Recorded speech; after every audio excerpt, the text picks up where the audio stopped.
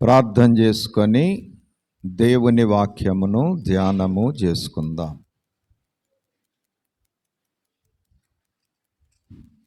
పరిశుద్ధుడవైన మా తండ్రి, ప్రేమ కలిగిన దేవా, పాదములకు నమస్కారములైనా. నీ అపారమైన ప్రేమ, కృప, కనికర, కటాక్షములను బట్టి 2024 సంవత్సరములో 3వ నెలలో మరి ఒక ఆరాధన దినము అనుగ్రహించి మీ సన్నిధికి రానిచ్చినందులకు వందనములు. ఇంతవరకు తోడుగా ఉండి నడిపించినందులకు వందనములు. ఇప్పుడు నీ వాక్యమును ధ్యానించుటకు పూనుకొనుచూ ఉండగా నీ వాక్యములో నుండి మాతో మాట్లాడి మహిమ పొందుమని, శిలువ ధ్యాన దినములలో మీ శిలువను గూర్చినటువంటి సంగతులు మేము ధ్యానిస్తూ ఉండగా శిలువలో ఉన్నటువంటి విషయములు మేము తెలుసుకొనుటకు, గ్రహించుటకు సహాయము చేసి మహిమ పొందుమని, మాతో మాట్లాడుమని శిలువనాథుడు, ప్రాణనాథుడు యేసునాథుని పాదములు పట్టుకొని వేడుకొనుచున్నాం పరమ తండ్రి, ఆమేన్. ప్రభునందు ప్రియులరా, శిలువనాథుని కృపా సమాధానములు మనందరికీ సమృద్ధిగా లభించునుగాక, ఆమేన్. సరే, మంచిది ప్రియులరా. మరి ఈ దిన మన ధ్యానము యేసయ్య శిలువ, అలాగే యేసయ్యను ఎరిగినటువంటి వెంబడించేటువంటి శిష్యుని శిలువ. ఒకటి యేసయ్య శిలువ అంటే యేసయ్య మన కొరకు మోసినటువంటి శిలువ. రెండవది ఆయనను వెంబడించి ఆయనను తెలుసుకొని నమ్ముకొని రక్షణ పొందినటువంటి విశ్వాసి లేక శిష్యుడు మోసేటువంటి శిలువ. యేసయ్య శిలువ, శిష్యుని శిలువ. ఈ రెండు శిలువలను గురించి ఈరోజు మనం ధ్యానము చేసుకుందాం. మనం ఈ యొక్క లెంటు కాలం లేక శిలువ ధ్యాన కూటముల దినాలలో యేసయ్య యొక్క శిలువను ధ్యానిస్తూ ఉన్నాం. ఆ శిలువను చూసి ఆ శిలువలో ప్రభు మన కొరకు పడినటువంటి గొప్ప శ్రమను తలంచి మరి దుఃఖపడుతూ ఉంటాం. ఆయన ప్రేమ ఎంత గొప్పదో ఆ శిలువ కార్యాన్ని బట్టి మనం మరి ఆయనకు కృతజ్ఞతలు చెల్లిస్తూ ఉంటాం. అంత మాత్రమే కాదు కానీ మన కొరకు శిలువ మోసినటువంటి యేసయ్య కొరకు మనము కూడా శిలువను మోయాలని యేసు ప్రభు వారు కోరుకుంటున్నారు. అంటే యేసయ్య కొరకు మనము శిలువ మోయుట అంటే మనము మోసే శిలువ వలన యేసయ్యకు ఏదో జరుగుతుందని మాత్రం కాదు. ఆయన మోసిన శిలువ వలన మనకి ప్రయోజనం జరిగింది. పాప విమోచన దొరికింది, రక్షణ దొరికింది, పరలోక భాగ్యమునకు వీలు కలిగింది. కానీ మనము మోసేటువంటి శిలువ వలన ఆయనకేమీ ప్రయోజనము కాదు, కానీ మనము మోసేటువంటి శిలువ వలన కూడా మనకే ప్రయోజనము. ఇది మనం గ్రహించాల్సినటువంటి విషయం. యేసయ్య శిలువ వలన మనకి ప్రయోజనమే, మనము మోసేటువంటి శిలువ వలన కూడా మనకు ప్రయోజనమే. కానీ మనం మోసే శిలువ యేసయ్య కొరకు మోసే శిలువగా ఉండాలి. అంటే ఆయన కొరకు నిందలు, అవమానములు, అలాగే నష్టములు, త్యాగములు, ఇవన్నీ కూడా ఆయన కొరకు. ఆయన కొరకు మనము మోసే శిలువలో మనకు రేపు పరలోకములో దాని ఫలితం ఉంటుంది. అందుకోసం ఆయన సిలువ మనకి ప్రయోజనమే, మన సిలువ కూడా మనకి ప్రయోజనమే. ఈ రెండు సిలువల గురించి కొద్దిగా మనం ధ్యానం చేసుకుందాం. మొదటిగా ప్రభువు సిలువ లేక యేసయ్య సిలువ అంటే యేసయ్య మన కొరకు మోసినటువంటి సిలువ. సాధారణంగా యేసుక్రీస్తు ప్రభువారు మన కొరకు సిలువను మోసుకున్నారు. అలాగా మోసుకొని సిలువ వేయబడి సిలువలో ప్రాణమును అర్పించారు. ఆయన కర్ర సిలువను మోసుకొని వెళ్ళుట మనకి బహిరంగానికి కనబడుతూ ఉంది. దైవజనులు రాస్తూ 3 సిలువల గురించి, లోక పాపములు, లేని నేరములు, అలాగే కర్ర సిలువ, ఈ 3 కూడా ప్రభువు మోశారు అని రాశారు. అది ఒక వరుస. లోక పాపములన్నీ ఏకంగా ఆయన మీద వేసుకున్నారు. అలాగే లేని నేరములు, ఆయన చేయనటువంటి నేరాలను కూడా వాళ్ళు చెప్పిన, వాళ్ళు నిందించిన, మోపిన భరించారు. అలాగే బహిరంగానికి కర్ర సిలువను ఆయన మోసుకుంటూ భరించారు. అలాగే అంతరంగంగా కూడా 3 రకాలైనటువంటి సిలువలు ఉన్నాయి. అంటే అవి పైకి కనబడవు కానీ ఆయన మోసినటువంటి సిలువలు. అందులో మొదటిది యేసయ్యను సిలువ వేశారు అనటానికి వాక్యం యోహాను సువార్త 19వ అధ్యాయం 17వ వచనము. యోహాను సువార్త 19వ అధ్యాయం 17వ వచనం. వారు యేసుని తీసుకొని పోయిరి. ఆయన తన సిలువ మోసుకొని కపాల స్థలమని చోటికి వెళ్ళెను. హెబ్రీ భాషలో దానికి గొల్గొతా అని పేరు. కాబట్టి ప్రభు సిలువ మోసుకుంటూ వెళ్ళారు. అలాగూ ప్రభు బహిరంగానికి సిలువ మోసుకుంటూ వెళ్ళి ఆ కల్వరి కొండకు వెళ్ళిన తర్వాత ఆయన్ని సిలువ వేసి నిలవబెట్టారు. అయితే యేసయ్య అంతరంగంగా ప్రాముఖ్యంగా మోసినటువంటి సిలువలలో మొదటిది పాప విమోచన సిలువ. మానవుడికి పాప భారముంది. పాపముల చేత మానవుడు మరి దేవునికి దూరముగా ఉన్నాడు. పాపం మానవుడికి దేవుడికి మధ్యలో గోడని 59 యెషయా మొదటి 2 వచనాల్లో మనం చూస్తాం. కాబట్టి ఈ పాపం మానవుణ్ణి దేవుణ్ణి వేరు చేసినది. ఒక వ్యక్తి దేవుని దగ్గరికి రావాలి అంటే ఈ పాపములో నుండి విమోచింపబడాలి. పాప విమోచన జరగకుండా ఏ వ్యక్తి కూడా దేవుని దగ్గరకు రాలేడు. మరి పాప విమోచన జరగాలి అంటే మానవుడు ఏం చేయాలి? మానవుడు ఈ పాప విమోచన కొరకు రకరకాల ప్రయత్నాలు చేసుకుంటున్నాడు. ఆ ప్రయత్నాల వల్ల మానవునికి విమోచన జరగటం లేదు. పుణ్యకార్యాలు, దాన ధర్మాలు, యజ్ఞ యాగాదులు, వ్రత దీక్షలు, పుణ్య స్నానాలు, ఎన్నో ఎన్నో ఎన్నో అవన్నీ మంచి పనులే.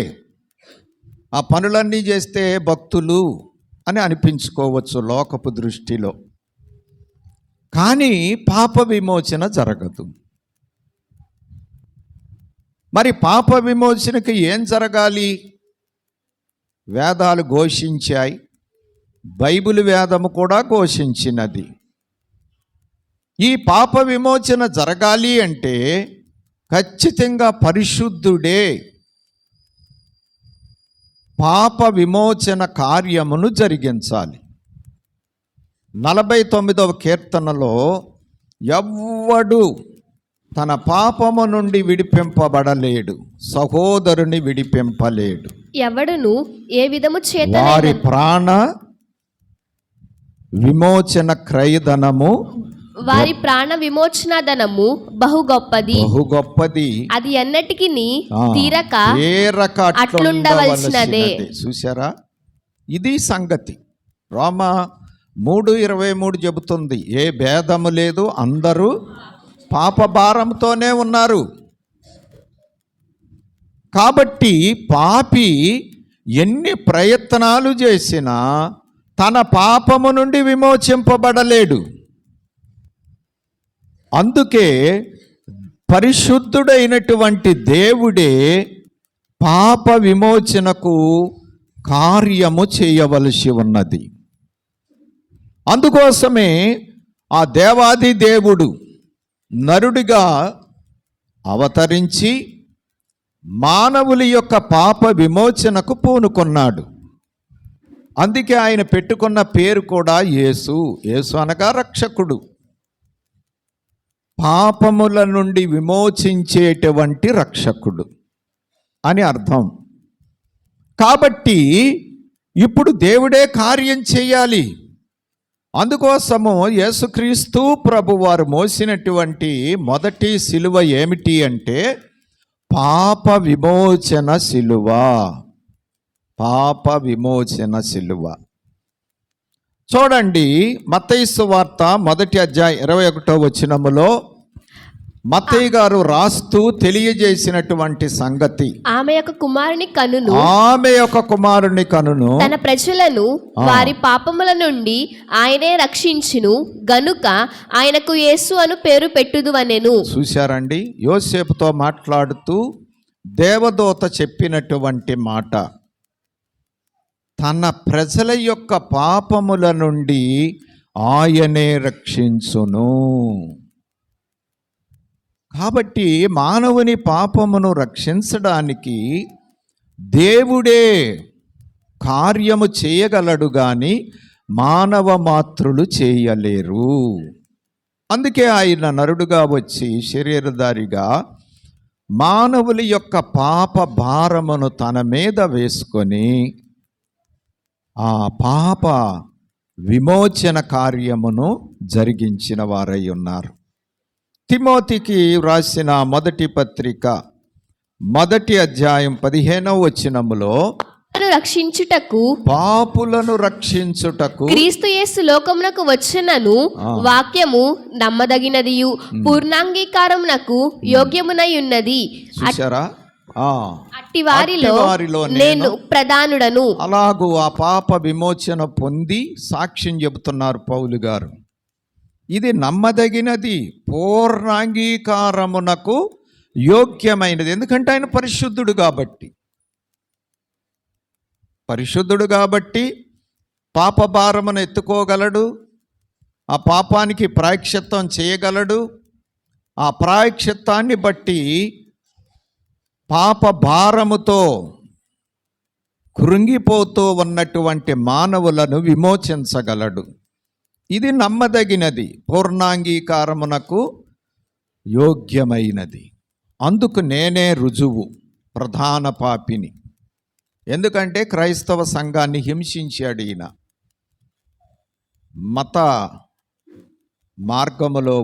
మతములో ఉండి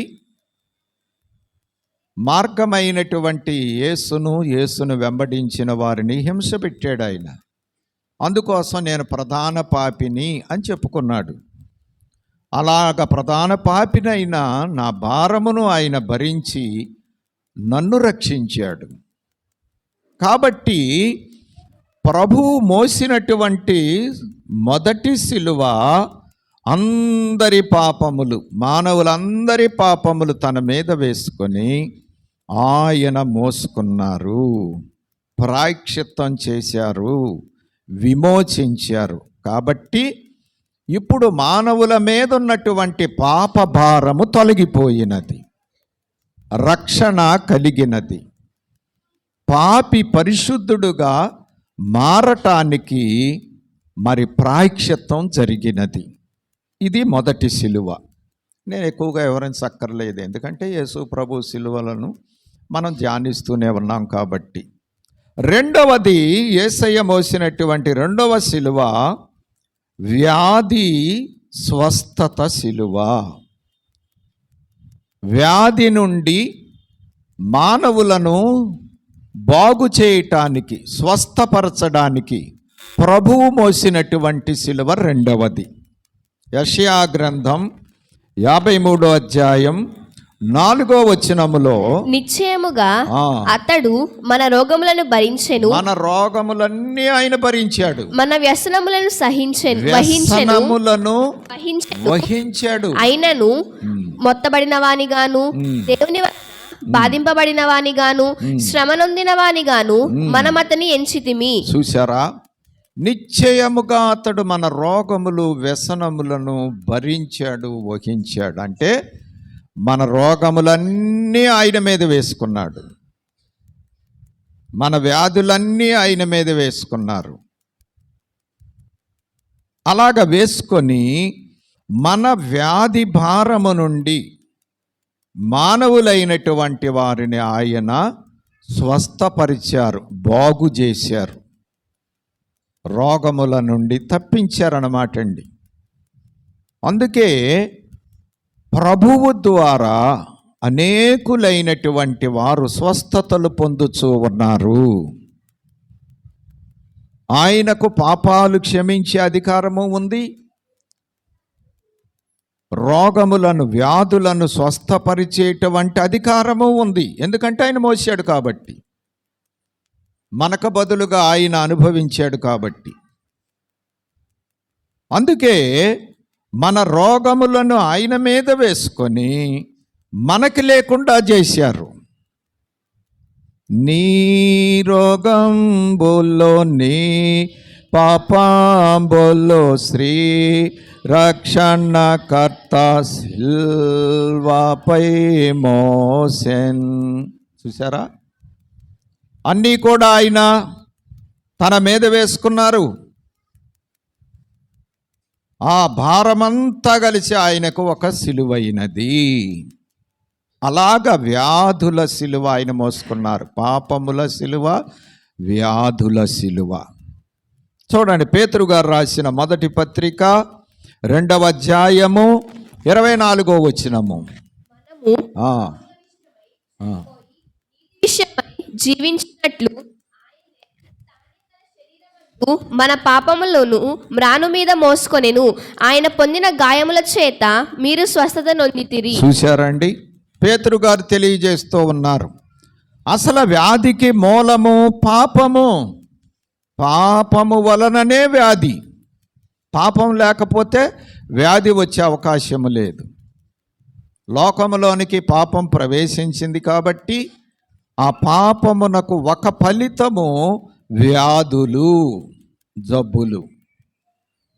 పాపము వలననే శరీరానికి జబ్బు, పాపము వలననే ఆత్మకు శిక్ష.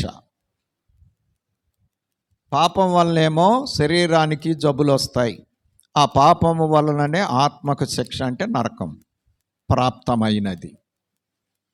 అందుకోసమే ప్రభు ఏం చేశారు అంటే, మరి మూలమైనటువంటి పాపము నుండి విమోచన జరిగించారు. ఆ పాప ఫలితమైనటువంటి వ్యాధుల నుండి కూడా మనల్ని తప్పించారు. ఆయనే భరించి మనకు లేకుండా చేశారు. ఇక 3వ సిలువను మనము చూస్తే శిక్ష విడుదల సిలువ. అంటే మనము అనుభవించవలసిన శిక్ష ఆయన అనుభవించి ఆ శిక్ష మనకు లేకుండా చేశారు, అంటే విడిపించారు శిక్ష నుండి. ఒక ఖైదీని విడిపించినట్లుగా, ఒక నేరస్తుణ్ణి విడిపించినట్లుగా ఆయన మనలను విడిపించారు. అంటే మన శిక్ష ఆయన మీద వేసుకున్నారు, ఆయనే మనకు బదులుగా శిక్ష అనుభవించారు. సిలువను చూస్తే మనకు అర్థమవుతుంది ఆయన ఎంతగా శిక్ష అనుభవించారో. తల మొదలుకొని పాదముల వరకు అన్నీ గాయాలే, వేలు మ్రోపటానికి కూడా ఖాళీ లేనంతగా గాయపరచబడ్డారు. ఉమ్ములు వేశారు, నిందించారు, అవమానించారు, కొరడాలతో కొట్టారు, సిలువకు మేకులతో కొట్టారు, అన్ని గాయములే. పంచగాయములోనే నెంచేతాలంచిన వంచనా ఇది సోదరా, నన్ను వంచో సైతాను వలనుండి గావాత నుంచి బొందెన్నో సోదా. కాబట్టి ఆయన మన నఖశిఖ పర్యంతము చేసినటువంటి దోషములకు ఆయన తల మొదలుకొని పాదముల వరకు గాయపరచబడ్డారు. ఆయన శరీరం అంతా కూడా ఏమైపోయిందంటే దుగ్గు అయిపోయిందండి. అసలు ఎంతగా గాయపరచబడ్డాడో. కాబట్టి ప్రియమైనటువంటి వారలారా, మన శిక్ష అంతా ఆయన మోసి మనకు లేకుండా చేశారు. యెషయా గ్రంథం 53వ అధ్యాయం 5వ వచనములో మనము చూసినట్లయితే, మన అతిక్రమ క్రియలను బట్టి అతడు గాయపరచబడెను. చూశారంటే అతిక్రమాలు, ఆజ్ఞాతిక్రమాలు, అక్రమాలు, అన్యాయాలు, ఇవన్నీ అవిధేయతలు, వీటన్నిటిని బట్టి ఆయన గాయపరచబడ్డారు.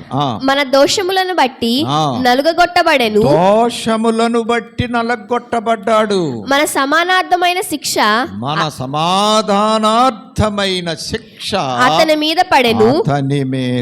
అతడు పొందిన దెబ్బల చేత మనకు స్వస్థత కలుగుచున్నది. చూసారా? కాబట్టి మన సమాధానార్థమైన శిక్ష అతని మీద పడెను. చూశారండి? మన శిక్ష ఆయన మీద పడింది, ఆయన భరించుకున్నారు. ఆయన భరించి అనుభవించి మనకి లేకుండా చేశారు. కాబట్టి ప్రభువు మోసినటువంటి 3వ సిలువ శిక్ష విడుదల సిలువ.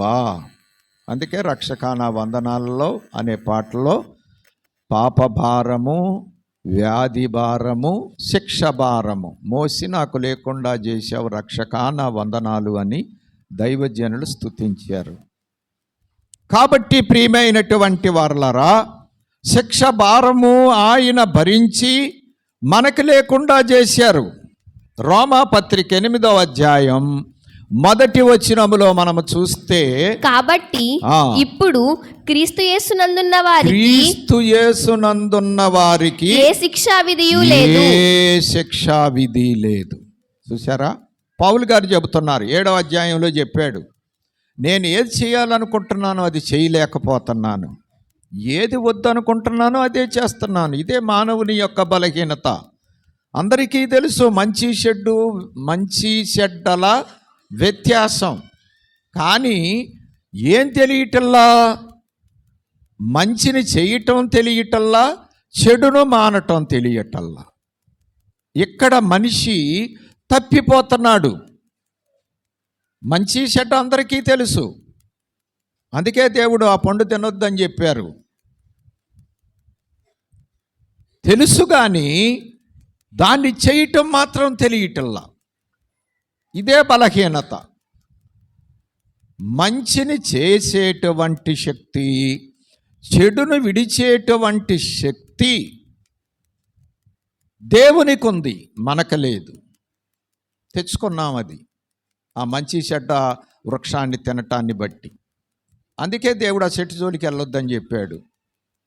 నేను చేశాను నిన్ను నా పోలిక నా స్వరూపంలో, కాబట్టి నువ్వు అలాగనే ఉండు అన్నాడు. అంతకుముందు వాళ్ళకి మంచే కానీ చెడు జోలికి వాళ్ళు వెళ్ళలేదు. అందుకే దేవుడితో సహవాసం కుదిరింది వారికి. ఎప్పుడైతే ఆ చెట్టు పండు తిన్నారో అప్పుడే వాళ్ళకి బలహీనత వచ్చేసింది. ఇప్పుడు మన బలహీనతలు కూడా అవే. తెలుసు కానీ చేయటం జరగటల్లా. యేసయ్య ఈ భయంకరమైన దుస్థితి నుండి మనల్ని విడిపించడానికి, ఇదే ఆత్మరోగం, ఆత్మకు శిక్ష కలిగేటువంటి రోగం. ఈ మంచి చెడ్డ కంట్రోల్ చేయలేనటువంటి పరిస్థితి ఆత్మకు శిక్ష విధించడానికి కారణమవుతుంది. ఇదే శిక్ష మానవులకి. తెలియక ఎవరు చెట్టం లేదండి, చేయక చెడతన్నారంతే. ప్రపంచం అందరికీ తెలుసు, అందరూ సర్వమత సామరస్యం అని చెబుతారు, మంచిదే. కానీ వాళ్ళే అనుసరించరు, చెప్పేవాళ్ళే. ఎదర మతాల మీద ద్వేషాలు, పగలు, మరి వ్యతిరేకతలు, హాని ఇవన్నీ చేసేస్తున్నారు. ఐక్యరాజ్య సమితిలో కూడా అలాగే చెబుతారు, శాంతి శాంతి శాంతి. అక్కడ సంతకాలు చేసుకుంటారు, ఆయుధాలు మనం చెయ్యొద్దు, భయంకరమైన ఆయుధాలు నిలవంచొద్దు. కానీ ఎవరి కాళ్ళు ఆ దేశంలోకి వచ్చాక అన్నిటికంటే ఎక్కువ ఖర్చు ఆయుధాల కోసమే, బడ్జెట్లో కేటాయింపు. చూసారా, ఇది ప్రపంచం యొక్క పరిస్థితి, మానవ సమాజం యొక్క దుస్థితి. ఏ మనిషి అయినా సరే ఇది చెడుగు అన్నదాన్ని తక్షణమే వదిలిపెట్టేసేయాలి. ఇది మంచి అనుకున్న దాన్ని ఎంత కష్టమైనా సరే చేయటానికి పూనుకోవాలి. ఇదే దైవత్వము, ఇదే దైవ లక్షణము. ఇలాగ చేసిన వ్యక్తి దైవ కళతో ఉంటాడు, దైవ సంబంధమైనటువంటి నైజములో ఉంటాడు. అందుకే మీరు దైవములని రాయబడి ఉన్నది అని యేసయ్య చెప్పారు. ఎవరో దైవములు? కంట్రోల్ చేయగలిగిన వాళ్ళు. కంట్రోల్ చేయని వాళ్ళు ఎలాగ దైవములుగా మరి ఏర్పాటు చేయబడగలరు? అందుకే యేసయ్య ఏం చేశాడు అంటే, ఈ దుస్థితికి వచ్చినటువంటి శిక్షను, అంటే ఆత్మకు కలిగేటువంటి భయంకరమైనటువంటి శిక్ష, నరకమనే శిక్ష, అగ్నిగుండం అనేటువంటి శిక్షను తప్పించడానికి ఆయనే శిక్ష అనుభవించి మనకు శిక్ష లేకుండా చేశారు. కాబట్టి క్రీస్తు యేసునందున్న వారికి ఏమి లేదు, ఇక శిక్ష లేదు, నరకానికి పోవలసిన అవసరం లేదు. ఈ 3 సిలువలు యేసయ్య మోసి మనకి లేకుండా చేశారు. ఈ 3 మనకు భారాలు. అందుకే పాప భారము నుండి విడిపింపబడాలి, వ్యాధి నుండి స్వస్థత పొందాలి, శిక్ష నుండి విడుదల పొందాలి. ఇప్పుడు మనం స్వేచ్ఛా జీవులం, స్వతంత్రులం, స్వేచ్ఛగా జీవించేటువంటి వారం. ఇది మనం స్వతంత్రించుకోవాలండి. ఇది మనం స్వతంత్రించుకోకపోతే, యేసు దగ్గరికి వచ్చిన తర్వాత కూడా మనం వీటిని స్వతంత్రించుకోకపోతే ఇంకా మనం అక్కడే ఉన్నట్టు లెక్క.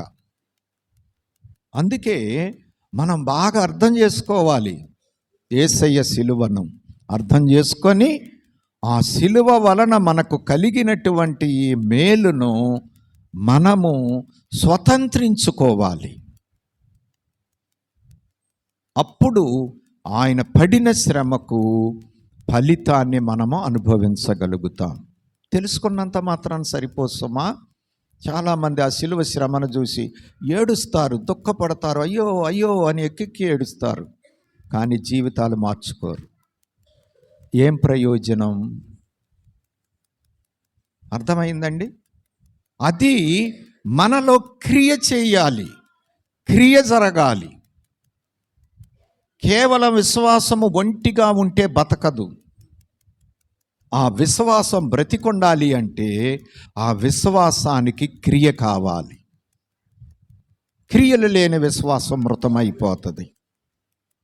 సిలువను చూసి మనము దుఃఖపడటం కాదు, కానీ ఆ సిలువలో ప్రభువు మన కొరకు చేసిన దానిని స్వతంత్రించుకొని ఆయన విమోచన కార్యము మనలో క్రియారూపములోనికి వచ్చినట్లు రూపాంతరము చెందాలి. అప్పుడే సిలువ మనకు ప్రయోజనము. లేకపోతే సిలువ వ్యర్థం, మన జీవితంలో వ్యర్థమైపోద్ది. ఇది సంగతి. ఎన్నాళ్ళు సిలువ ధ్యానం చేసినా అబ్బో యేసయ్య ఎంత సిలువలో నా కోసం శ్రమ పడ్డాడని చెప్పుకున్న ప్రయోజనం లేదు. ఆ సిలువను బట్టి మనలో మార్పు స్పష్టంగా కనబడాలి. ఈ పాపము నుండి విడుదల, వ్యాధి నుండి విడుదల, శిక్ష నుండి విడుదల, ఈ మూడు నుంచి విడుదల పడితే అసలు మనకి ఎంత ఆనందంగా ఉంటుంది, ఎంత ప్రశాంతంగా ఉంటుంది, ఎంత నెమ్మది దొరుకుతుంది. మరి ఉందా మనలో ఈ ప్రశాంతత, ఈ నెమ్మది? ప్రియమైనటువంటి వారలారా, కాబట్టి ఇది యేసయ్య మన కొరకు మోసినటువంటి 3 సిలువలు.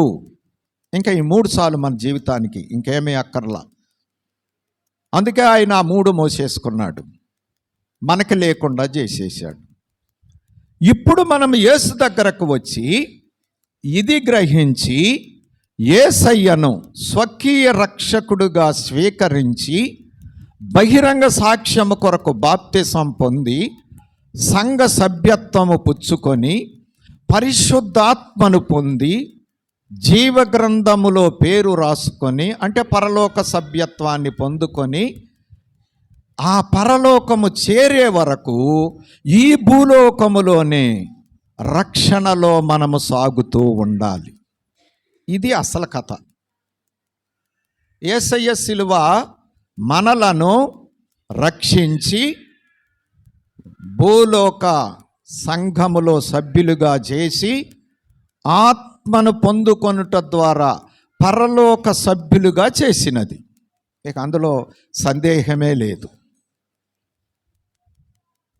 బాగానే ఉంది అంతవరకు. అయితే ఈ పరలోక సభ్యత్వం పొందిన మనం ఆ పరలోక రాజ్యములోనికి చేరుకోవాలి. అది చేరుకునే లోపు రక్షణ పొందిన మనం ఈ లోకములో జీవించవలసిన వారమై ఉన్నాం. రక్షణ పొందిన వెంటనే మనల్ని పరలోకం తీసుకెళ్ళిపోరు, ఎవరిని తీసుకెళ్ళరు. భూలోకంలోనే ఉంటాం రక్షణ పొందినటువంటి వారం. ఒకవేళ పరలోక పౌరుషత్వం మనకు వచ్చినా కానీ ఆ సమయము వచ్చేదాకా, రాకడ సమయం మన పోకడ సమయం, అదే మన గమ్యం కింద చెప్పుకోవాలి. ఒకవేళ రాకడక ముందు మనం గనక ఈ లోకాన్ని విడిచిపెట్టామనుకోండి, అప్పటి వరకు మనం సిద్ధంగా ఉంటే మనకి వచ్చే నష్టమేమీ లేదు.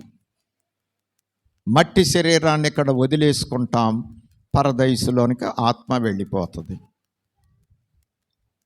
రాకడప్పుడు మరలా మనము తిరిగి లేస్తాం, రాకడలో ప్రభువును కలుసుకుంటాం.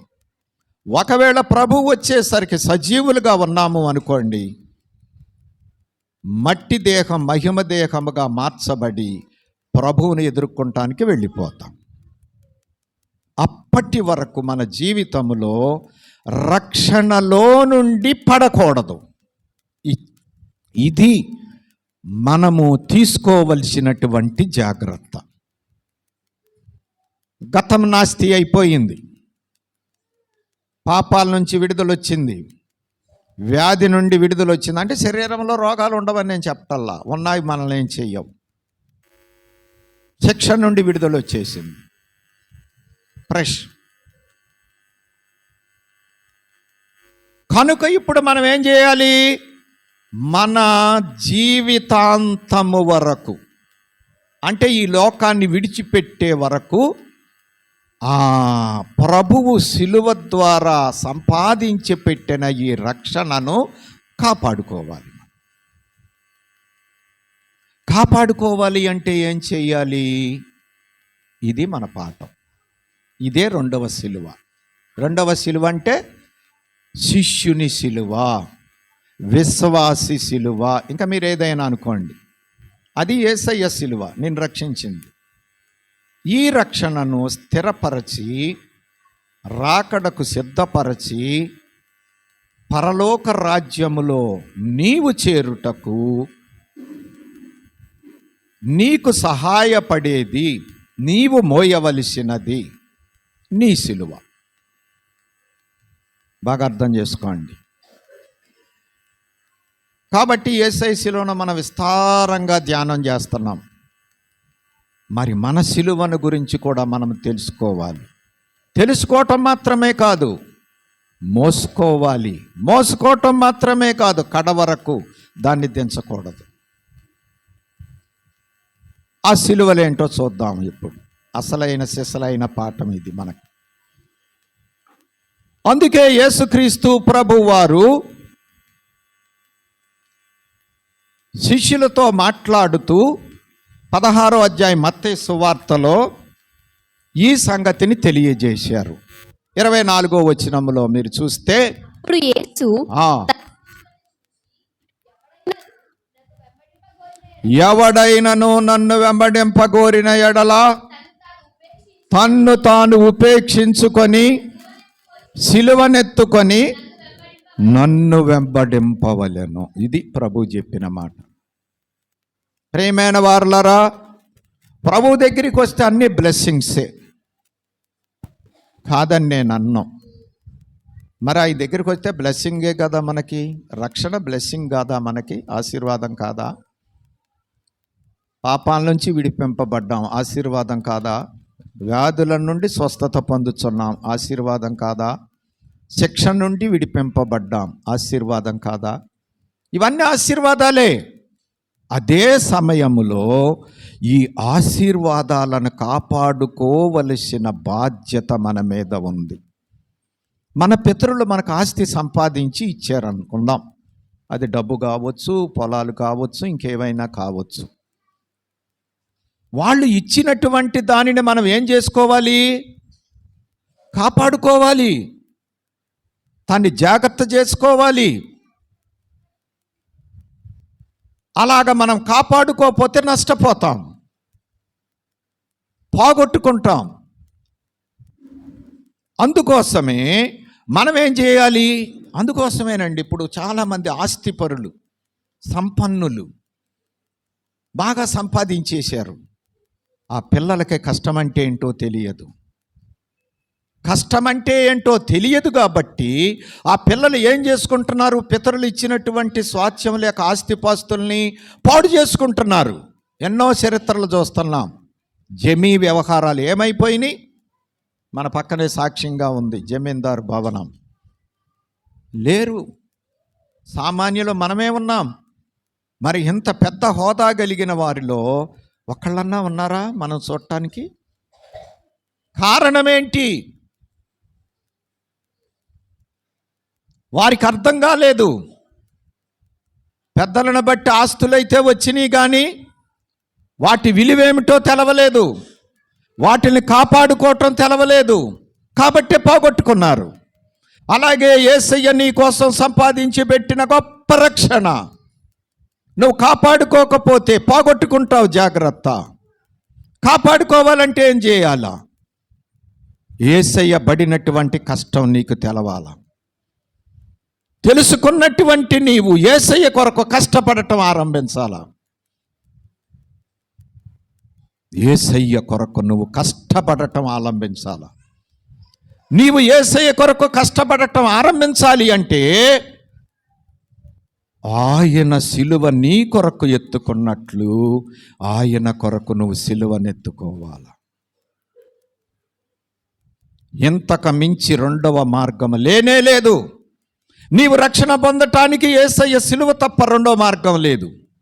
నీ రక్షణను నువ్వు కాపాడుకుంటానికి, పరలోకం చేరుకుంటానికి నీ సిలువ తప్ప వేరో మార్గం నీకు లేనే లేదు. అందుకోసమే స్పష్టంగా చెప్పాడు యేసయ్య, మీ రక్షణ కోసం నేను సిలువ మోసాను. నీ రక్షణ పోగొట్టుకొనకుండా నన్ను వెంబడించి నాతో పాటు పరలోక రాజ్యములో కూర్చోవాలి అంటే నీవు దినదినము నీ సిలువనెత్తుకొని నన్ను వెంబడించాలి. ఇక రెండో మార్గం లేదు. సిలువ నాకు అక్కరలేదు అంటే యేసయ్య వెనకాల నువ్వు వెంబడించలేవు. సిలువ నాకు అక్కరలేదు అంటే యేసయ్య సంపాదించిన రక్షణ కాపాడుకోలేవు. సిలువ నాకు అక్కరలేదు అంటే పరలోక రాజ్యములోనికి నువ్వు చేరుకోలేవు. ఇంపాసిబుల్. యేసయ్యని తెలుసుకొని బాప్తీసం పొందుకున్నంత మాత్రానే పరలోకం వెళ్ళిపోతున్నామని చెప్పి చాలామంది స్కాలర్లు కూడా చెప్పేస్తున్నారు. కాదంటల్లా, అది నిజమే, సత్యమే. కానీ అదే సరిపోదు, అదే సరిపోదు. ఇంట్లో అన్నీ ఉన్నాయి, బియ్యం ఉన్నాయి, కూరగాయలు ఉన్నాయి, నూనె ఉంది, ఉప్పు ఉంది, పప్పు ఉంది, అన్నీ ఉన్నాయి. అన్నీ ఉన్నంత మాత్రాన మన కడుపు నిండుద్దా? అన్నిటినీ కూడా మనము భుజించడానికి సిద్ధం చేసుకోవాలి.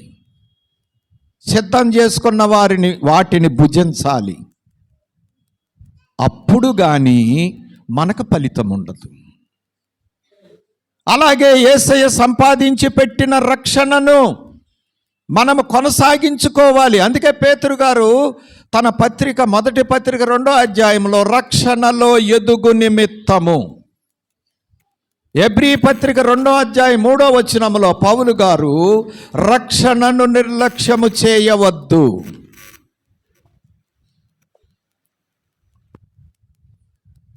అలాగే మార్కు సువార్త 13:13 అంతము వరకు సహించిన వాడే రక్షింపబడును. చూసారండి, ఈ మాటలన్నీ ఏం తెలియజేస్తున్నాయి? రక్షణ ఉచితమే, నువ్వేం చెల్లించక్కర్లేదు. యేసయ్య దగ్గరికి వచ్చి ఆయన్ని ఆ ఎదుట నువ్వు పాపినివని ఒప్పుకొని నన్ను క్షమించయ్యా, నన్ను రక్షించయ్యా అంటే నీ పాపముల నిమిత్తం పశ్చాత్తాపడితే నీకు రక్షణ వచ్చింది. అలాగూ వచ్చినటువంటి రక్షణను నీవు నిర్లక్ష్యము చేయకూడదు. ఆ రక్షణలో ఎదగాలి, అంతము వరకు సహించాలి, కాపాడుకోవాలి, పరలోక రాజ్యములో ప్రవేశించుకోవాలి. ఇది ఎప్పుడు మనం మర్చిపోకూడదు. అసలు మనం తెలుసుకోవలసిన రెండవ విషయం, ఇది ప్రాముఖ్యమైన విషయం. మొదటి విషయమో రక్షణ గురించి తెలుసుకోవాలి, రెండవదేమో రక్షణలో ఎదిగి రాకడకు సిద్ధపడి పరలోక రాజ్యములో చేరుకునే సంగతి తెలుసుకోవాలి. అలాగూ పరలోకం చేరుకుంటానికి ప్రభువు నీకు ఇచ్చినటువంటి గొప్ప సాధనం, నీవు నీ సిలువను మోసుకుంటూ ఆయన్ని వెంబడించటం. మనం మోసే సిలువలు కూడా 3 ఉన్నాయి. ఆ 3 చెప్పి నేను ముగిస్తాను. కాబట్టి మరి ప్రభు చెప్పారు, ఎవడైనా నన్ను వెంబడిస్తే సిలువ మోసుకోవాలి అని. మరి ఏ సిలువలు మోయాలి మనం? ఆయనే చెప్పాడు. దానికి కూడా లోకాసు వార్తలో 14వ అధ్యాయంలో దాని వివరాన్ని చెప్పారు. అక్కడ లోకా గారు చక్కగా రాశారు. మత్తయ్య గారేమో ఒక పద్ధతిలో రాజుగా యూదులకు వంశావళి కొరకు రాసుకొచ్చారు అవసరమైన విషయాలు. లోకా గారేమో సర్వ మానవాళికి రాశారు. అందుకోసం ఆయన దాంట్లో ఇంకా కొంచెం వివరంగా చెప్పారు. మొత్తం మీద బేస్ ఏంటి అంటే, అక్కడైనా ఎక్కడైనా ఒకటే బేస్, అంటే పునాది. ఏమిటి అంటే, ఈ లోకములో తన ప్రాణమును కాపాడకొన కోరేవాడు దాన్ని పోగొట్టుకుంటాడు. నా కొరకు అంటే యేసయ్య కొరకు, పరలోకము కొరకు తన ప్రాణాన్ని పోగొట్టుకునేవాడు, లెక్క చేయనివాడు, ఈ లోకములో దేన్నైనా పోగొట్టుకుంటాకి ఇష్టపడినవాడు పరలోకములో దాన్ని కాపాడుకుంటాడు. ఉందా వాక్యం? ఉంటే ఒకసారి చదివేయండి. 16వ అధ్యాయంలో కిందకి 24 కిందకి వచ్చేస్తే మీకు ఆ వాక్యం ఉంటుంది. ఎవడైనను నా నిమిత్తం తన ప్రాణమును దానిని పోగొట్టుకొనును. చూశారండి, నా నిమిత్తము తన ప్రాణము పోగొట్టుకొనువాడు దానిని దక్కించుకొనును. ఇదే సిలువ, ఇదే నీవు వెతుకునే సిలువ. ప్రతి విషయములో దేవునికి మొదటి స్థానము నువ్వు ఇవ్వగలిగినదే సిలువ. దేవుడికి మొదటి స్థానం ఈ లోకములో నువ్వు ఇవ్వాలి అంటే ఈ లోకములో కొన్నిటిని పోగొట్టుకోవాలి. ఈ లోకములో నీవు ఏది పోగొట్టుకుంటానికి ఇష్టపడకపోతే నువ్వు ప్రభువునే పోగొట్టుకుంటావు. 6వ అధ్యాయం మత్తయి సువార్తలో ప్రభు ఇంకా క్లారిటీగా చెప్పారు. ఎవడును 2 యజమానులకు వాడు ఏం చేస్తాడంట? ఎవడును 2 ఉండనేరడు. అతడు ఒకని ద్వేషించి ఒకని ప్రేమించును, లేదా ఒకని పక్షముగా ఉండి ఒకని తృణీకరించును. మీరు దేవునికిని సిరికిని దాసునిగా ఉండలేరు. దేవుడు రెండు సిరి అంటే లోక సంబంధం, దానికి దీనికి కూడా దాసులుగా ఉండలేరు. సిరిని కోరుకున్నావా, దేవుణ్ణి పోగొట్టుకుంటావు. దేవుణ్ణి కోరుకున్నావా, సిరిని లెక్క చెయ్యవు. పౌలు గారి నిర్ణయంలోకి వచ్చేస్తావు. అంటే పోగొట్టుకోమంటే దరిద్రులుగా ఉండమని అర్థం కాదు. అపార్థం చేసుకోబాకండి. దాని మీద మనసు ఉండకూడదు నీకు. అదే భయంకరమైన పాపం. ధనం తప్పు కాదు. బైబిల్ కూడా ధనముండుట తప్పు అని చెప్పలా, ధనాపేక్ష తప్పు అని చెప్పింది. ధనాపేక్ష సమస్త కీడులకు మూలం. ఆ ధనాపేక్షలో పడినవాడు దేవుణ్ణి పోగొట్టుకుంటాడు ఖచ్చితంగా. వాడి ధ్యాస అంతా, వాడి దృష్టి అంతా ధనం మీద పడిపోద్ది. ఇంకా దేవుడికి స్థలం ఇవ్వలేడు, స్థానం ఇవ్వలేడు, సమయం ఇవ్వలేడు, ఏమీ ఇవ్వలేడు. బైబిల్ చరిత్రలో ఎంతోమంది ఉదాహరణ మనకున్నారు. బిలాం ధనాన్ని ఆశించాడు, పోగొట్టుకున్నాడు. ఇస్కరియోతు యోధా ప్రభు దగ్గరే ఉన్నాడు, తన దృష్టి అంతా సిరి మీదే ఉంది, పోగొట్టుకున్నాడు ప్రభువుని. తన ఆధిక్యతలన్నీ పోగొట్టుకున్నాడు. ఏశావు తన కన్నంతా తిండి మీదే ఉంది. ఇది సిరే, ఇది లోకమే. భాగ్యాన్ని పోగొట్టుకున్నాడు. యాకోబు వంశావళిలో, దేవుని వంశావళిలో ఉన్నాడు, కానీ ఏశావు లేడు. దేవుడు ద్వేషించే పాత్రలోకి వెళ్ళిపోయాడు. నేను యాకోబును ప్రేమించి తిని, ఏశావును ద్వేషించి తిని. చూసారా ప్రియమైన వారలారా? ఇంకెంతోమంది ఉన్నారు, మనందరికీ తెలుసు. దేమా ఇహలోకమును ప్రేమించి నన్ను వదిలిపెట్టి వెళ్ళిపోయాను అన్నారు పౌలు గారు. ఇప్పుడు మనం యేసును వదిలిపెట్టి ఎక్కడికి పోతున్నాం?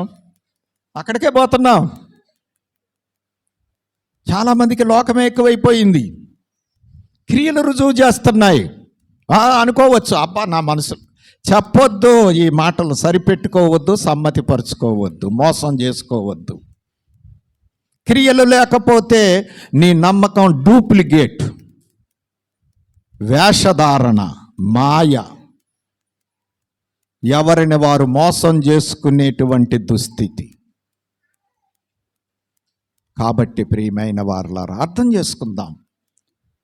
రక్షణ పొందినంత మాత్రమున పరలోక రాజ్యములో మనము ప్రవేశించినట్లు కాదు. రక్షణలో ఎదగాలి, రాకడ అంతస్తులోనికి చేరాలి, పరలోక రాజ్యములో ప్రవేశించాలి. దీనికి ఆయుధమనండి, సాధనమనండి, మన ప్రయాణానికి అనుకూలమనండి, అదే నీ సిలువ.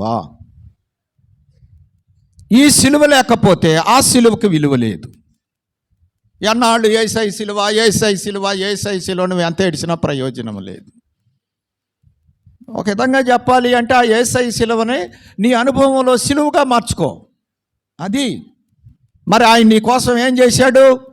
పరలోక భాగ్యాన్ని వదిలేశాడు. నువ్వు లోకాన్ని వదిలిపెట్టలేవా? తండ్రిని విడిచిపెట్టాడు, నీ తండ్రిని విడిచిపెట్టలేవా? దోతల గానాలను విడిచిపెట్టాడు, నీ ఆధిక్యతలను విడిచిపెట్టలేవా?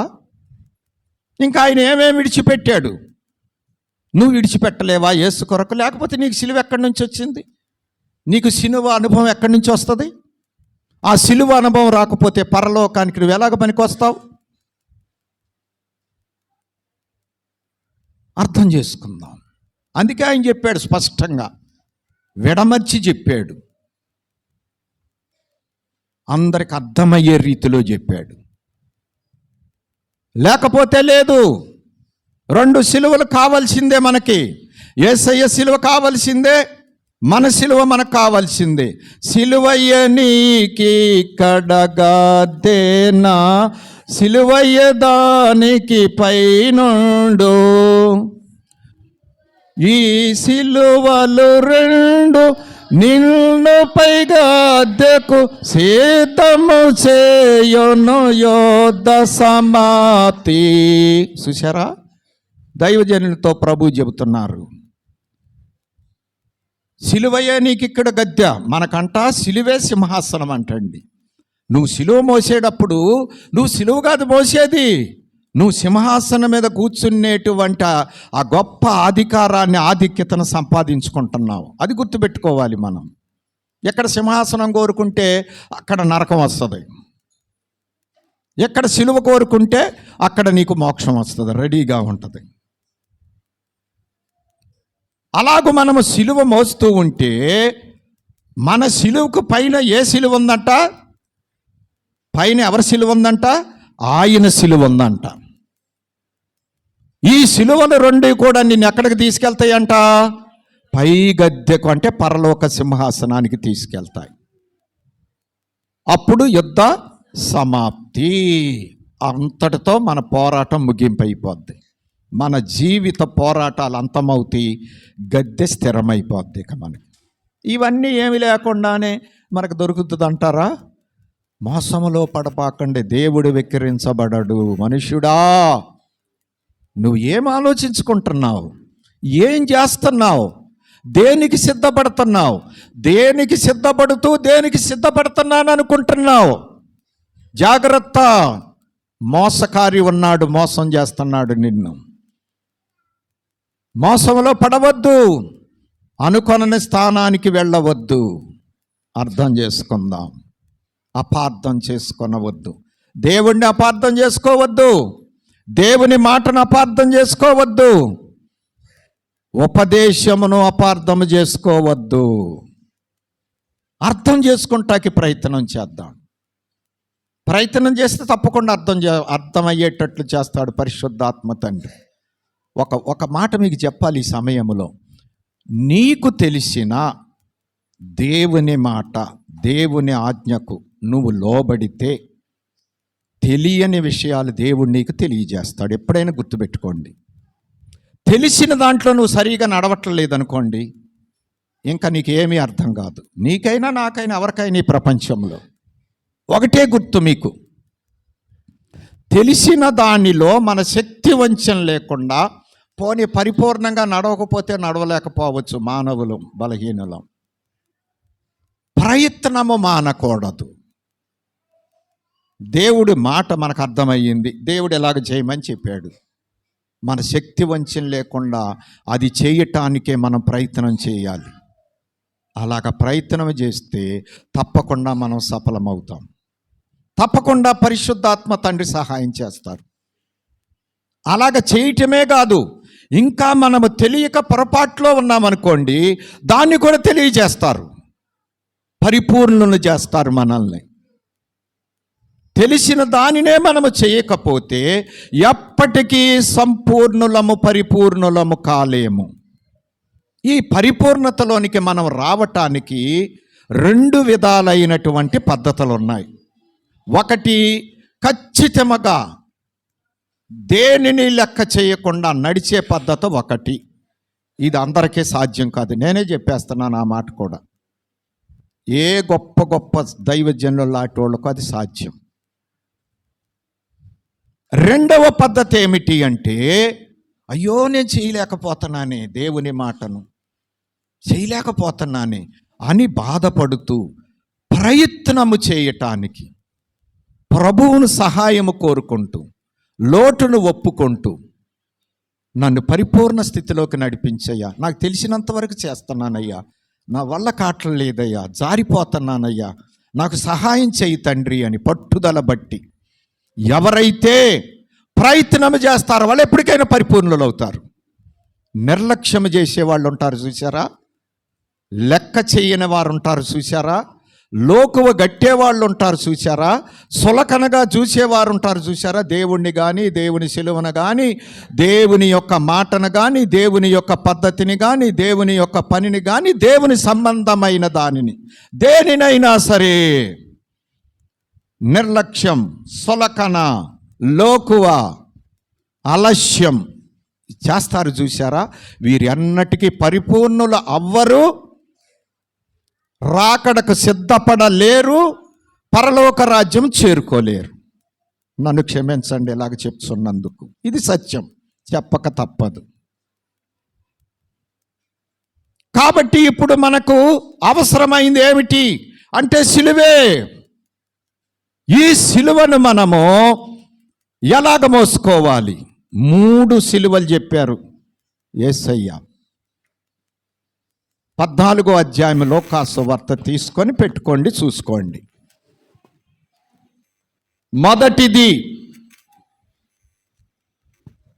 మొదటి ప్రేమతో యేసయ్యను ప్రేమించుట. మొదటి సిలువ ఏంటి చెప్పండి? మొదటి ప్రేమతో యేసయ్యను ప్రేమించుట. మనకు తెలుసు, మన చుట్టూ చాలామంది ఉంటారు, రకరకాలుగా తల్లిదండ్రులు ఉంటారు, పిల్లలు ఉంటారు, సహోదరులు ఉంటారు, సహోదరీలు ఉంటారు, ఇంకా చాలా చాలా బంధువులు, ఇరుగు పొరుగోళ్ళు ఉంటారు. మరి మనం అందరినీ ఒకలాగే ప్రేమిస్తామా?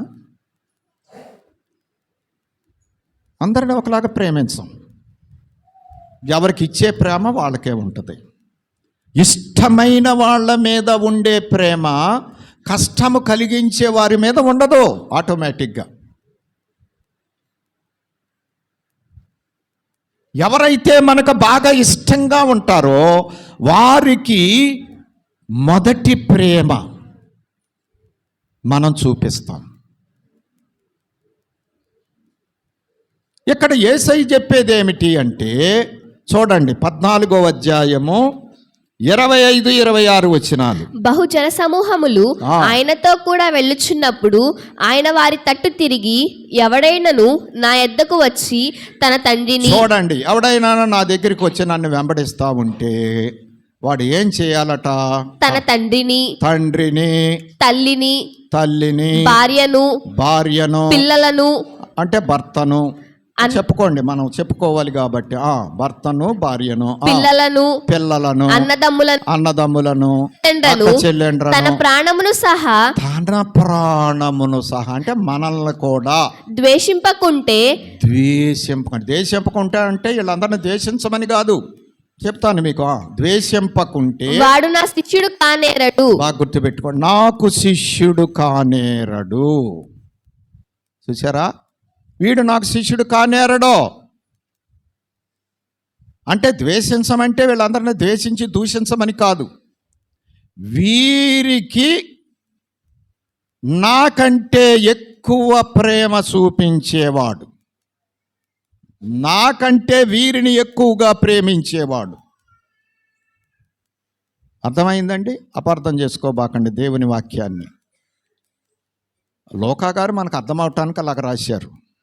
అంటే దాని అర్థం ఏంటి అంటే, నీ తండ్రి కంటే యేసయ్య నీకు ఎక్కువ, నీ తల్లి కంటే యేసయ్య ఎక్కువ, నీ భార్య కంటే యేసయ్య, నీ భర్త కంటే యేసయ్య, అన్నదమ్ముల కంటే యేసయ్య, అక్క చెల్లెళ్ళ కంటే యేసయ్య, ఆఖరికి నీకంటే యేసయ్యే గొప్ప నీకు. అవసరమైతే నీ ప్రాణాన్నన్నా పోగొట్టుకుంటాకి ఇష్టపడు, యేసయ్య ప్రాణం తీయటానికి మాత్రం ఇష్టపడబాకు. అర్థం చేసుకోండి, యేసయ్యకి కష్టం కలిగించడానికి ఇష్టపడబాకు. ఒకవేళ యేసయ్యకి కష్టము కలిగించే పని మనము చేయుట కంటే మన ప్రాణాన్ని పోగొట్టుకోవటమే మంచిది. దాని అర్థం అది. యేసయ్యకు కష్టంగా నీవు ఉండకుండా అవసరమైతే నీ ప్రాణాన్నైనా వదిలే, ఏం పర్వాలా, ఎంతకంటే 100 రెట్లు గొప్ప అంతస్తులోనికి వెళ్ళి హాయిగా అని పక్కన కూర్చుంటావు. అది అర్థం అవ్వాలండి మనకి. ఇది ఎంత తేలిక అర్థం కాదు. చాలామందికి అర్థం కావట్లేదు. చాలామందికి అంటే నాకు తెలిసినంత వరకు 100కి 10 మందికి కూడా ఈ సత్యం అర్థం కాల. ఇంకంతకంటే తక్కువైనా నేనేమి ఆశ్చర్యపడను. అర్థం కావట్లేదు.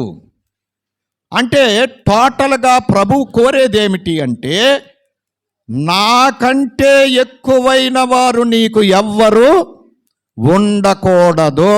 అందరూ ఉండాలి నీకు, నేను కాదంటలా. నేను ఉండాలి, తల్లి ఉండాలి, తండ్రి ఉండాలి, అన్నదమ్ములో ఉండాలి, అక్క చెల్లెల్లో ఉండాలి, అందరూ ఉండాలి నీకు. ఇది రక్త సంబంధం, బంధువర్గం కాదంటల్లా నేను. కానీ వారందరికంటే నీవు నన్ను ఎక్కువ చేసుకోవాలి. ఎందుకు? మనల్ని బట్టి ఆయన ఎక్కువ చేసుకుంటే ఆయనకి ఏదన్నా ప్రయోజనం జరుగుతుందనా? అది కాదు ఉద్దేశ్యం. అలాగ చేసుకొనుటను బట్టి నీవు ఆయన దారిలో ఉంటావు. ఆ దారిలో ఉండటాన్ని బట్టి నీకు మేలు కలుగుద్ది, నువ్వు ఖచ్చితంగా పరలోకం చేరతావు. అందుకోసం చెబుతున్నాడు, నువ్వు ఆయన ఎక్కువ చూసినంత మాత్రాన ఆయన కొరిగేది ఏమీ లేదు. ఆయన స్థానం ఏమీ మారదో, ఆయన స్థితిగతులు ఏమీ మారో. ఆయన ఆదియు అంతం, అల్ప ఒమేగే. ఆయన ఉన్నవాడు, మారనివాడు, ఎప్పుడూ ఒకలాగానే ఉంటాడు. నువ్వేం చేసినా ఒకలాగానే ఉంటాడు ఆయన. నీ వల్ల ఆయన కొరిగేది ఏమీ లేదు. కానీ నువ్వు అలాగ చేయటాన్ని బట్టి, ఆయన్నే అందరికంటే ఎక్కువగా నువ్వు చూసుకొనటాన్ని బట్టి నీకు గొప్ప స్థానం దొరుకుద్ది పరలోక రాజ్యంలో. అందుకోసం చెప్పాడు ఆయన.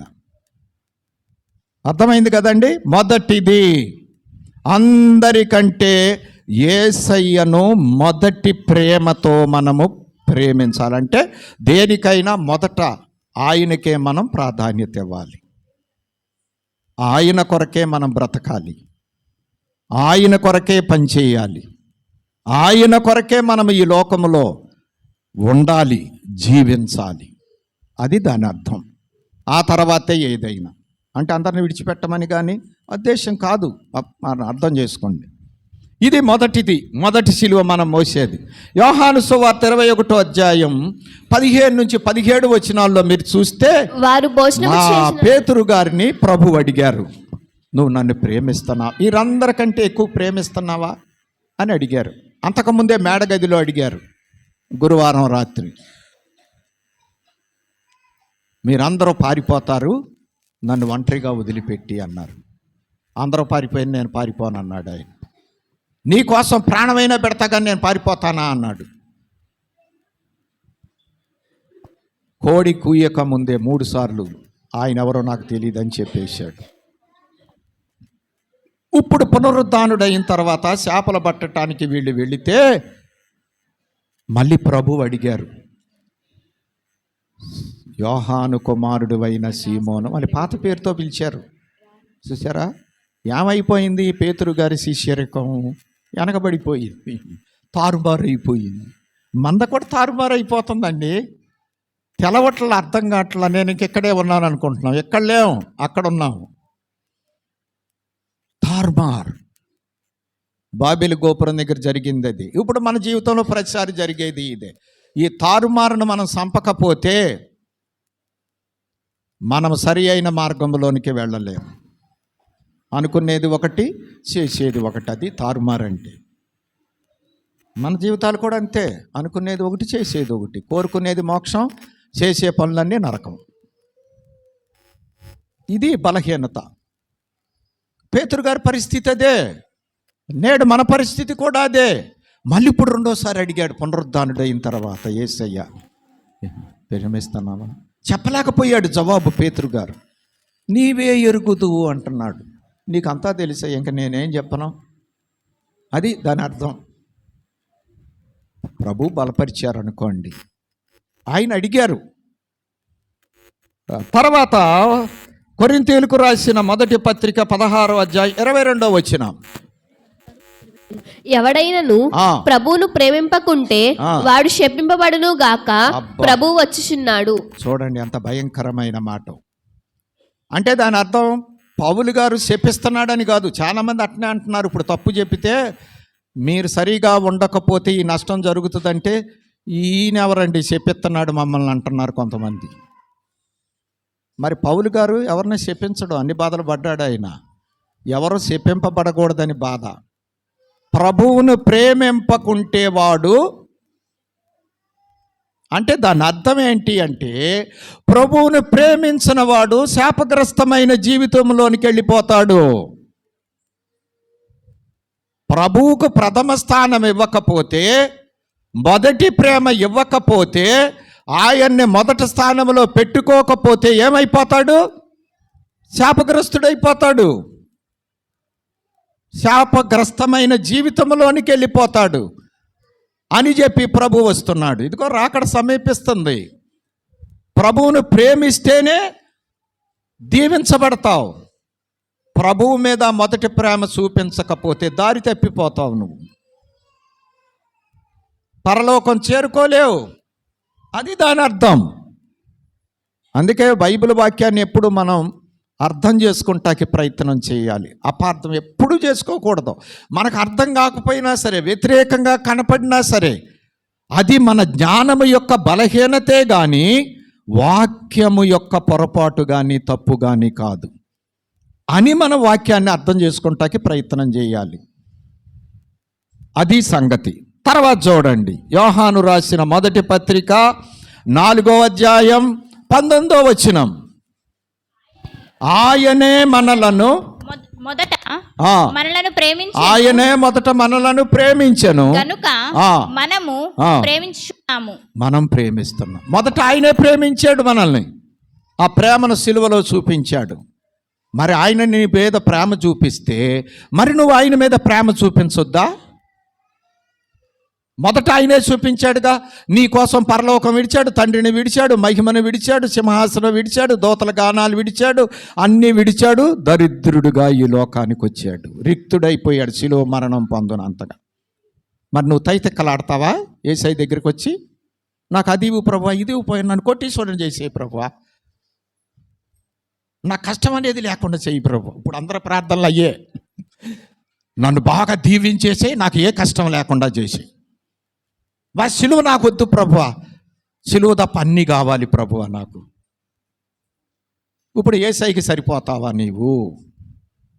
యేసయ్య ఏమో సిలువ మోసుకుంటూ అన్నీ విడిచిపెట్టి నీ కోసం వస్తే, నువ్వు సిలువ మోయకుండా ఆయన కోసం అన్నీ విడవకుండా నేను ఆయన పక్కన కూర్చుంటాను వెళ్ళి పెళ్లి కూతురుగా అంటే సరిపోద్దా?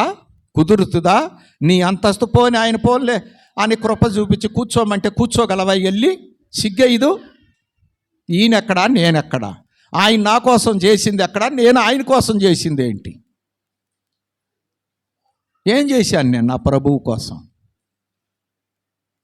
అర్థం అవుతుందా? అందుకోసమే ఇక్కడ యోహాను గారు చెబుతున్నారు, మొదటే ఆయన ప్రేమించాడు. దేవుడై ఉండి నీ కోసం ఎంత ప్రేమించాడు. అంతకంటే గొప్ప ఆయన లేడు, అంతకంటే మహిమలోకము లేదు. ఆ లోకాన్ని విడిచాడు. అంతకంటే గొప్ప ఆయన లేని ఆయన ఎంత తగ్గింపులోనికి వెళ్ళిపోయాడు. ఒక నేరస్తుడు కఠినమైనటువంటి సిలువ అనుభవించే శిక్ష వరకు నీ కోసం దిగిపోయాడు ఆయన. నువ్వు ఎంత దిగుతున్నావు ప్రియుడా? ఆలోచించు ఒక్కసారి. నీ ప్రభువు కొరకు నీవు ఎంత తగ్గించుకుంటున్నావు? అర్థం కావటం లేదా? దుఃఖం రావటం లేదా? హృదయం కరగటం లేదా? ఎంత తగ్గించుకుంటే రుణం తీర్చగలవు నీవు? ప్రియమైనటువంటి వారలారా, అర్థం చేసుకుందామండి, అర్థం చేసుకుందాం. ఆయనే మనలను మొదట ప్రేమించెను కాబట్టి మనము ఆయనను ప్రేమింపబద్ధులము. చూపలేవా ప్రేమ? చూపకపోతే ఎవడిస్తాడు నీకు ఆ స్థానం? సరేలేండి.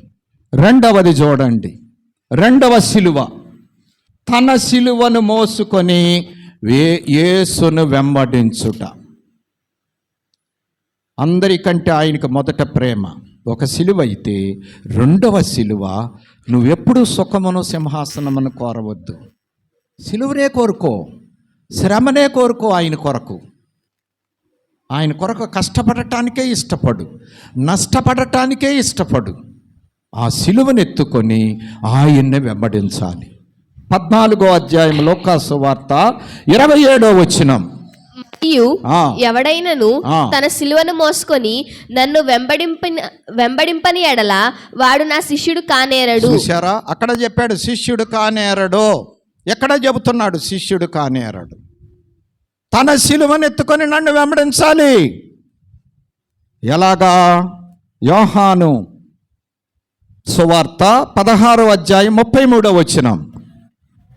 నా యందు ఆ. మీకు సమాధానము కలుగునట్లు నా యందు మీకు సమాధానము కలుగునట్లు ఈ మాటలు మీతో చెప్పుచున్నాను. ఈ మాటలు మీతో చెబుతున్నాను. లోకములో మీకు శ్రమ కలుగును. ఏం చెబుతున్నాడండి యేసయ్య? లోకములో లోకములో మీకు సుఖము కలుగును శ్రమ కలుగును. అని చెప్పాడా? ఏం చెబుతున్నాడు ఆయన? ఏం కోరుకుంటున్నావు మరి నువ్వు? నాకు అన్నీ బాగోవాలి ప్రభు, ఏ కష్టం ఉండకూడదు. అందుకేనండి మనకి శ్రమలు ఉండటానికి కారణం. శ్రమలు ఉన్నాయి కాబట్టి సంతోషించాలి మనం. అంటే తప్పులు చేసి శ్రమలు పడతాం కాదు. మళ్ళీ అట్లాగా అనుకునేవాళ్ళు. తప్పులు చేశాం, అన్ని వివాహం చేసుకున్నాం, ఇంట్లో కావలసినంత కుంపటి దొరికింది మనకి. అది శిక్ష, శ్రమ కాదు. నువ్వు కావాలని కోరుకున్నావు, రాంగ్ స్టెప్ వేసావు, ఇంట్లో అంతా రాంగ్ అయిపోయింది. యేసయ్యని ఎంతో కాలంగా తెలుసుకున్నావు, కానీ రక్షణ పొందకుండానే వృధా చేసుకున్నావు. జీవితం అంతా వృధా అయిపోతుంది. ఒక రోజు నష్టమైపోతే 1000 దినాలు నష్టమైపోతున్నాయి పరలోకానికి. రక్షణ పొందని వారులారా గ్రహించండి. నీ ఆవరణములో ఒక దినము గడుపుట, ఒక రోజు లేట్ అయితే రక్షణకి నీకు అన్ని అర్హతలు ఉండి వయసు వచ్చి 1000 దినాలు నష్టం జరిగిపోతుంది నీకు. పర్సంటేజీ లెక్కేసుకో. అంత భయంకరమైన ప్రమాదంలో ఉన్నాం మనం. మరి జీవితంలో మనకి రైట్ లైన్ క్లియర్ ఎలాగవుతుంది? అవదో. ఇప్పటికైనా కళ్ళు తెరవాలి. అందుకే పౌలు గారు ఏం చేశాడు అంటే, ఆయన తెలకు ముందు నానా తిప్పలు పెట్టాడు సంఘాన్ని. అందుకోసం ఏం చేసుకున్నాడంటే, ఇక తెలుసుకున్న తర్వాత నేను ఇంతకాలం ఇంత తప్పు చేశాను కాబట్టి ఇక నుంచి ముమ్మరంగా ప్రభువులో జీవించాలి అన్నాడు. అన్నిటినీ వదిలేశాడు. ఇక తెల్లారి లెగిస్తే యేసుని గురించి ఆలోచించటమే, తెల్లారి లెగిస్తే యేసు గురించి పనిచేయటమే, యేసు కొరకు సువార్త ప్రకటించటమే, యేసు రాజ్యం కొరకు బ్రతకటమే. తన జీవితం అంతా ప్రాణార్పణముగా పోచేసుకున్నాడు. అంతే. మరి మన నష్టం పోడ్చాలి. నాకు అనిపిస్తూ ఉంటుంది, 25 సంవత్సరాలు నేను ప్రభువు తెలుసుకునేటప్పటికి నా వయసు, అయ్యో 25 సంవత్సరాలు వృధా అయిపోయింది. అందుకోసమే లోకములు అన్నిటిని నష్టపరుచుకుంటాకి నాకు చేతనైనంత వరకు ప్రయత్నం చేసుకుంటూ శ్రమ పడటానికి, ప్రభు కొరకు ఏం చేయటానికైనా పరుగులు ఎత్తుతున్నాను. మరి మనం ఎంత నష్టపరుచుకుంటున్నాం? ఎవరి కాళ్ళమే పరిశీలన చేసుకుందాం. నీ పరలోకపు సంపాదన ఎక్కడ ఉంది అంటే, నీవు ఈ లోకములో నష్టపరుచుకున్న దాన్ని బట్టే ఉంది. యేసయ్య వలె అన్నిటినీ విడిచి సిలువనెత్తుకొని ఆయన వెంబడించట్లోనే ఉంది. సుఖమును సింహాసనమును కోరుకున్న దాంట్లో లేదు. నువ్వు ఎంత సుఖమును కోరుకుంటే అంత నష్టములో ఉన్నావు. యేసు కొరకు అంటే సుఖపడొద్దని నేను చెప్పట్లేదు, సుమా అపార్థాలు చేసుకోబాకండి. యేసు కొరకు నువ్వు ఎంత నష్టపడుతున్నావు, యేసు కొరకు నువ్వు ఎంత శ్రమ పడటానికి ఇష్టపడుతున్నావు, యేసు కొరకు నువ్వు ఏం చేయటానికి పూనుకుంటున్నావు. పగలంతా పనిచేశానండి, సన్నిధి గోల్మాల్. ఇదే నా సిలువ పోయటం అంటే.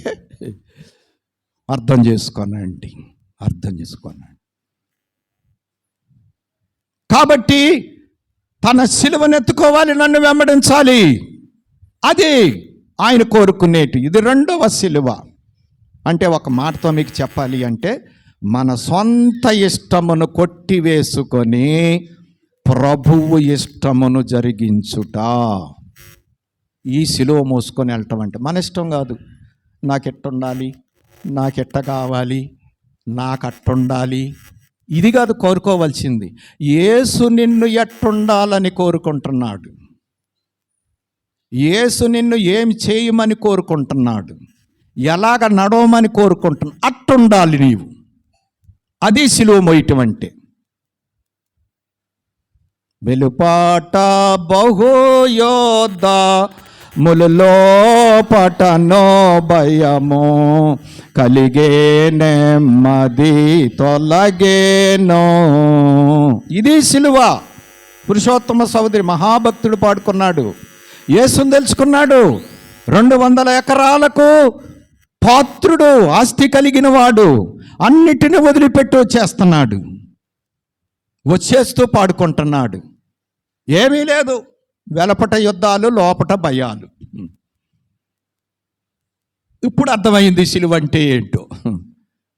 నాకు చాలా కాలం అర్థం కాల, మోసే కొందికి అర్థమవుతుంది. ఆహాహా, ఎంత బాగుంది ఈ సిలువ మార్గం.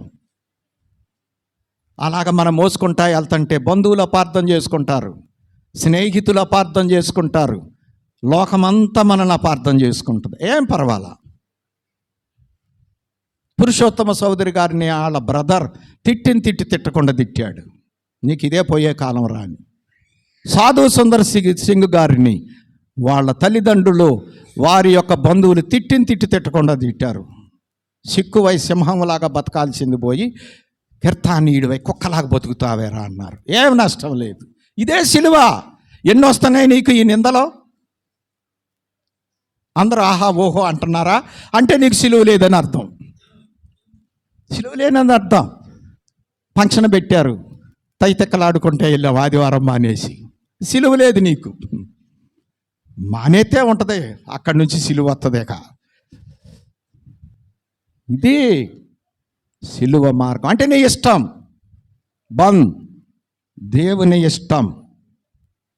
నా ఇష్టం ఇదిగో, ఇది నీ ఇష్టముగా చేయ. అదే దైవజనునికి కీర్తి, ఘనత. ఆయనకు పాత్రుడై ఏర్పాటు అందుకుంటానికి అర్హత. మరి మనకుందా? అసలు అందులో ఉండటానికి అర్హత ఉందా? ఆలోచిద్దాం. 3వ సిలువను చూద్దాం. ఇంకా వాక్యాలు మీకు చెప్తా. అపోస్తుల కార్యాలు 14వ అధ్యాయం 22వ వచనం. తెస్సలోనికైలకు రాసిన మొదటి పత్రిక 3వ అధ్యాయం 4వ వచనం. అక్కడ రాయబడిన మాట ఏమిటి అంటే, అనేక శ్రమలను అనుభవించి మనము పరలోక రాజ్యము చేరుకొనవలెను. అపోస్తుల కార్యాలు 14:22లో చెప్పిన మాట. తెస్సలోని పత్రిక 3:4లో చెప్పిన మాట ఏమిటి అంటే, శ్రమలు అనుభవించుట మనకు ఉద్యోగము. అంటే నియమింపబడ్డాం శ్రమలు అనుభవించటానికి. ఓ క్రైస్తవుడా, ప్రభు దగ్గర వచ్చిన విశ్వాసి, నువ్వు ఎందుకు ప్రభు దగ్గరికి వచ్చావంటే శ్రమలు అనుభవించే ఉద్యోగంలోనికి ప్రవేశించావు. నీవు శ్రమే నీకు ఉద్యోగం. ఆ ఉద్యోగాన్ని, డ్యూటీని నమ్మకంగా చేస్తే నీకు గొప్ప ఫలితం ఉంది, జీతం ఉంది, పరలోకం అనే గొప్ప భాగ్యం నీకు ఉంటుంది. లేకపోతే ఉండదు. ఇక మూడవ సిలువ తనకు కలిగినదంతయు విడిచిపెట్టుట. ప్రభువు కొరకు అవసరం వస్తే, అంటే విడిచిపెట్టేసేయమంటే అన్నీ విడిచిపెట్టేసి బుక్క అడుక్కున్నోళ్ళుగా ఉండమని కదా అర్థం. అపార్థం చేసుకోబాకండి దేవుని మాటలో. మనం అన్నీ ఉన్నవాళ్ళమే, కానీ ఏమీ లేని వాళ్ళం. పౌలు గారు అన్నారు, మాకేమీ లేదు కానీ అన్నీ ఉన్నాయి. ఎలాగ సాధ్యం అది అంటే, ఉన్నా కానీ లేనట్టుగానే భావించుకోవటం ప్రభువు కొరకు. అది ఆ తీర్మానంలోకి రావాలి మనం. అంటే దేవుడికి మనకి ఏది అడ్డం రాకూడదు. ఒక ధనవంతుడు వచ్చాడు, మోక్షం చేరటానికి, పరలోక రాజ్యం చేరటానికి నేనేం చేయాలి అని అడిగాడు. ప్రభు చెప్పారు, ధర్మశాస్త్ర ఆజ్ఞల ప్రకారం నడుచుకో. అవన్నీ బాల్యం నుండి నడిచేస్తున్నాను, ఇంకా నాకు కొదవేంటి అడిగాడు. ఇంకొకటి ఉందా నీకు కొదువ, నీ కలిగిందంతా అమ్మి బేదలకు ఇచ్చి నీ వచ్చి నన్ను వెంబడించు అన్నారు. గుండెల్లో రాయిబడిపోయింది ఆయనకి. వ్యసనపడుతూ వెళ్ళిపోయాను. ధనవంతుడు గనుక ఈ మాటలు విని చూశారండి, ఏంటి నాకున్నదంతా అమ్మేసి నేను నిన్ను వెంబడించాలి? అసలు నీకేముంది? యేసుని వెంబడించాక యేసయ్య దగ్గర ఏముంది? అంతా వదిలిపెడితే నాకు భుక్తి ఎట్లా? మనం కూడా అలాగే అనుకుంటున్నాం కదా. ఏం వదలకూడదు, అవసరమైతే యేసయ్యనే వదులుదాం. వెళతామా, పరీక్ష చేసుకుందాం. వెళ్ళిపోయాడు. యేసయ్య చెబుతున్నాడు, సూది బజ్జములో ఒంటైన అవకాశం ఉంటుంది కానీ దేవుని రాజ్యంలో ధనాపేక్ష కలిగిన వాడికి అవకాశం లేదు. ధనవంతులకు కాదు సుమా, ఆ చెప్పిన మాటకు అర్థం. ధనాపేక్ష కలిగిన వాడు, ధనవంతుడు దేవుణ్ణి వెంబడిస్తాడండి, ఏం అడ్డం లేదు. అది అడ్డం లేకపోతే బంగారంలాగా వెంబడించేవాళ్ళు బోల్డ్ అంతమంది ఉన్నారు. ధనాపేక్ష ఉన్నవాడు వెంబడించలేడు, అది జరిగేటువంటి పని కాదు. కాబట్టి ప్రభువు చెప్పేది ఏమిటి అంటే, ప్రభువు కొరకు తనకు ఉన్నది అంతా విడిచిపెట్టడానికి కూడా సిద్ధంగా ఉండాలి. అంత తీర్మానం మనకు కావాలి. 14వ అధ్యాయము 33వ వచనం చూడండి ఒక్కసారి. ఆ ప్రకారమే ఆ. మీలో ఆ. తనకు ఉమ్. కలిగినదంతయు తనకు కలిగినదంతయు విడిచిపెట్టని వాడు విడిచిపెట్టని వాడు నా శిష్యుడు కానేరడు. నా శిష్యుడు కానేరడు. 3 సార్లు కూడా శిష్యుడు కానేరడు, శిష్యుడు కానేరడు, శిష్యుడు కానేరడు. ఒకటి, నాకంటే ఎక్కువ ఎవరినైనా పెట్టుకున్నాడు నాకు శిష్యుడు కాదు. రెండవది, తన ఇష్టాన్ని కొట్టివేసుకొని వాడు నాకు శిష్యుడు కానేరడు. మూడవది, తనకు ఉన్నది ఏదైనా సరే విడిచిపెట్టకపోతే నాకు శిష్యుడు కానేరడు. చూసారా, ఇది 3వ సిలువ. వాక్యాలు చదివేయండి, తర్వాత సమయం ఉంటే వివరిస్తాను. మత్తయి సువార్త 19వ అధ్యాయం 29వ వచనం. శిష్యులు ఆయన దగ్గరికి వచ్చినప్పుడు పేతురు గారు అడిగారు, మేము అన్నీ విడిచిపెట్టి నిన్ను వెంబడిస్తున్నాం యేసయ్యా, మరి మాకేంటి ఫలితం అని అడిగాడు. నిమిత్తము ఆ. నా నామము నిమిత్తము అన్నదమ్ములనైనను అక్క చెల్లెండ్రనైనను తండ్రినైనను